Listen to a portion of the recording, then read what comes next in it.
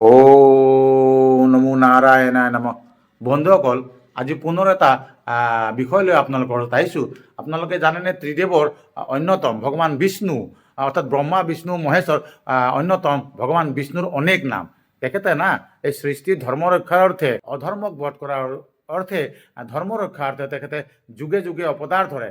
যুগে যুগে অৱতাৰ ধৰে আৰু তেখেতৰ সেই দ্বাদশ অৱতাৰৰ বিষয়ে আজি মই নকওঁ, অন্য ভিডিঅ'বিলাকত ক'ব চেষ্টা কৰিম।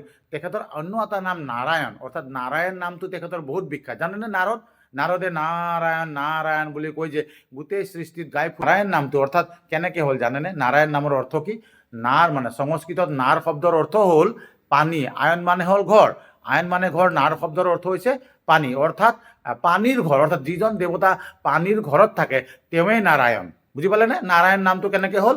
পানীৰ ঘৰত থাকে, নাৰ মানে পানী, আয়ন মানে ঘৰ, পানীৰ ঘৰত থকা সেই শ্ৰেষ্ঠ দেৱতাজনৰ নামেই হ'ল নাৰায়ণ। আৰু সেই নাৰায়ণ দেৱতা আমাৰ ক্ষীৰসাগৰৰ তলত শেষ নাগডালৰ ওপৰত শুই মাতা লক্ষ্মীয়ে তেখেতৰ ভৰি দবাই থাকে আৰু তেওঁ হাঁহি কেনে চিন্তা ভাৱনা কৰি থাকে। সেই দৃশ্যটো সকলোৰে পৰিচিত। নাৰায়ণ ৰূপী ভগৱান বিষ্ণুক আমি সন্ধিয়া স্মৰণ কৰিছোঁ। পুনৰবাৰ নাৰায়ণ নাৰায়ণ বুলি কৈছোঁ। আৰু নাৰায়ণ শব্দৰ অৰ্থ আৰু নাৰায়ণ নামটো কেনেকৈ হ'ল এই ভিডিঅ'টোত মই আপোনালোকক বুজাবৰ চেষ্টা কৰোঁ। যদি আপোনালোকে জানি ভাল পাইছে নিশ্চয় একবাৰ পুনৰ মোৰ লগত ক'ব নাৰায়ণ নাৰায়ণ।